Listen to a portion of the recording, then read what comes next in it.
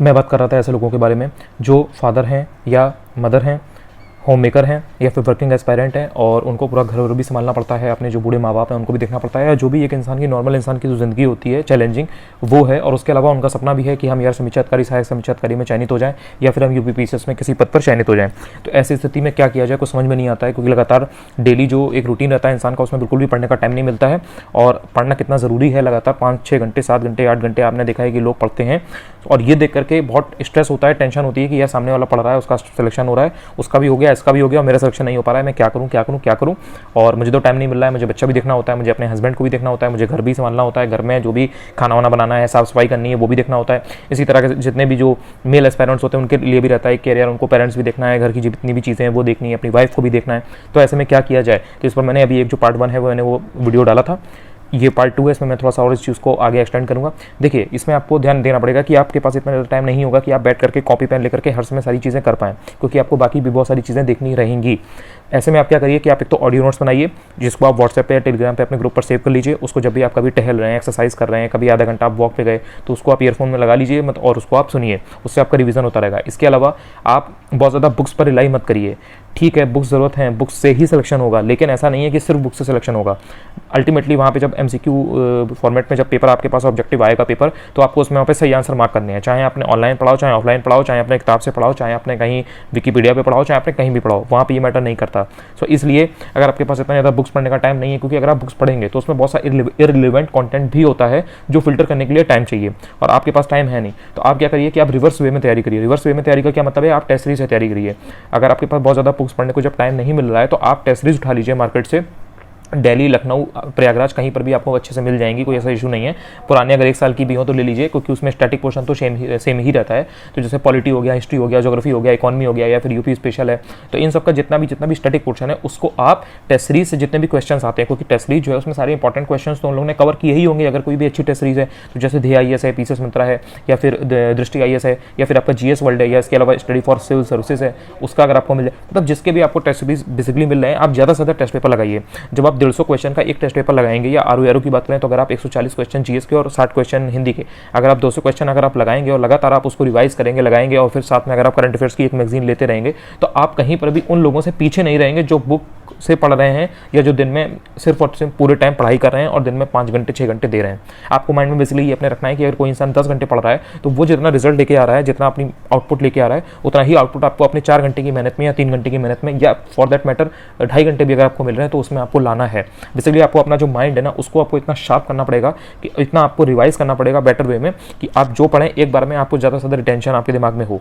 2 बार 3 बार पढ़ लें तो आपको सब याद हो जाए, इन कंपेरिजन टू वो इंसान जो 5-6 बार 7 बार पढ़ रहा है फिर भी उसको एग्जाम के पहले रिवाइज करना पड़ रहा है। तो आपको उस तरह से एक्सेप्ट करना पड़ेगा अपने माइंड को, अपनी परिस्थितियों को, कि हाँ भाई मेरे पास टाइम नहीं है, मेरे घर के हालात ऐसे नहीं है, मेरी जो पर्सनल सिचुएशन है वो ऐसी नहीं है कि मैं बहुत ज़्यादा चीज़ें फालतू की अफोर्ड कर पाऊँ। आपको टाइम निकालना पड़ेगा, आपको टाइम चुराना पड़ेगा, आपको देखना पड़ेगा टाइम कहाँ से मिल सकता है। अगर कहीं पे कहीं पार्टी हो रही है, किसी का मुंडन हो रहा है, किसी के घर में कोई मतलब शादी है और आपके हस्बैंड जा सकते हैं तो आप उनको भेज दीजिए, या अगर आपके घर के और कोई फैमिली मेम्बर्स हैं अगर वो जा सकते हैं तो आप उनको भेज दीजिए, आप ना जाइए। अगर कहीं पर जैसे आपको छुट्टी मिलती है, या अगर आप जैसे आपका 5 दिन वर्किंग है, 2 दिन आपकी छुट्टी है, तो उन 2 दिन में आप ट्राई करिए कि आप उन 5 दिन का थोड़ा थोड़ा कवर कर लें। एकदम एग्जैक्ट तो आप कॉपी नहीं कर पाएंगे। देखिए आपको एकदम से 8 घंटे तो नहीं मिलेंगे। जिस दिन आपको छुट्टी मिल जाए, अगर आप अफोर्ड कर सकें और आपको बीच में 1-2 दिन छुट्टी मिल जाए तो आप उस तरह से पढ़ सकते हैं। ऑफिस वगैरह में जब भी आपको आधा 1 घंटे, जैसे आप लंच का आपको सपोज आधे घंटे का टाइम मिला तो आपने 15 मिनट में लंच कर लिया, 15 मिनट में और कोई भी हल्का फुल्का काम की चीज़ें हैं तो आपने देख ली कि हाँ भाई मार्केट में क्या चल रहा है, मैगजीन आई है कि नहीं आई है, क्या आई है, इसमें क्या कंटेंट दिया है। मतलब जो टाइम आप घर पे आकर के आधा 1 घंटा उसको देंगे, वो टाइम आप वहीं पे कर लीजिए। थोड़ा थोड़ा मतलब कुछ खुद को पुश करिए। अगर किसी दिन आपको जल्दी आने का मौका मिल जाए तो जल्दी आ जाइए। किसी दिन अगर आपको लगे कि नहीं यार यहाँ पे इस समय हम थोड़ा सा लेट भी जाएंगे तो काम चल जाएगा, थोड़ा सा लेट जाइए। तो इसी तरह से मतलब आपको टाइम देखना पड़ेगा कि यार कहाँ से आधा घंटा मैं निकालूँ और वो आधा घंटा मैं पढ़ लूँ। आप टाला मटोली नहीं कर सकते, आप प्रोक्रास्टिनेट नहीं कर सकते कि भाई मैं ये चीज़ कल पढ़ूंगा, कल कभी नहीं आएगा। आपके लिए वही है कि कोई भी चीज़ है तुरंत उसको लिया, तुरंत नेट पर पढ़ लिया, नेट पर नहीं मिला तो तुरंत उसको ऑनलाइन पढ़ लिया। स्टडी फॉर सिविल सर्विसेज वो सबसे बेस्ट है इस मामले में उन लोगों के लिए जो वर्किंग एस्पायरेंट है या फिर जो होम मेकर हैं जिनको इतना टाइम नहीं मिलता है। तो आप स्टडी फॉर सिविल सर्विसेज के जो भी वीडियोस हैं या उनकी जो क्विज है, टेलीग्राम पे उनका क्विज का एक चैनल है वो आप देख लीजिएगा।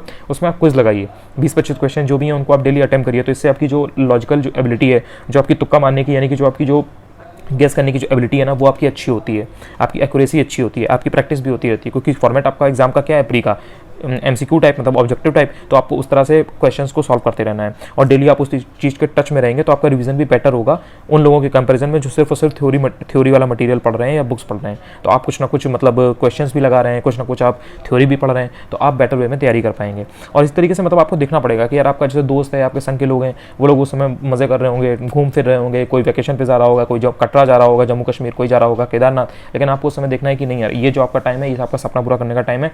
तो आपको उनको देख करके ईर्ष्या, द्वेष या एक होता नहीं है कि यार इनसिक्योरिटी होने लगती है इंसान को, यार ये तो मज़े मार रहा है, मैं जा नहीं पा रही हूँ या इस टाइप से, तो आपको वो चीज़ फील नहीं करनी है। आपका जो लक्ष्य है आपको उसके प्रति पूरा समर्पण दिखाना है। ऐसा होगा कि कई टाइम पे अगला आदमी मज़े करेगा, आपके पास वो चीज़ नहीं होगी, आपको फील होगा, लेकिन वहीं पे अगर आपको सिलेक्शन लेना है तो आपको धैर्य का परिचय देना होगा, आपको धैर्य रखना होगा, आपको लगातार खुद पे भरोसा रखना होगा कि नहीं यार अगर मैं पूरा ईमानदारी से मेहनत करता हूँ या पूरी ईमानदारी से अगर मैं मेहनत करती हूँ तो मेरा सिलेक्शन जरूर होगा। बस यही चीज़ है, मतलब यही सब छोटी छोटी चीज़ें हैं कि आपको ध्यान देना है। बाकी फैमिली मेम्बर्स का भी उतना फ़र्क नहीं पड़ता है। अगर आपके हस्बैंड हैं या हस्बैंड है तो उनकी जो वाइफ है अगर वो सपोर्टिव हैं तो चीज़ें बहुत आसान हो जाती हैं।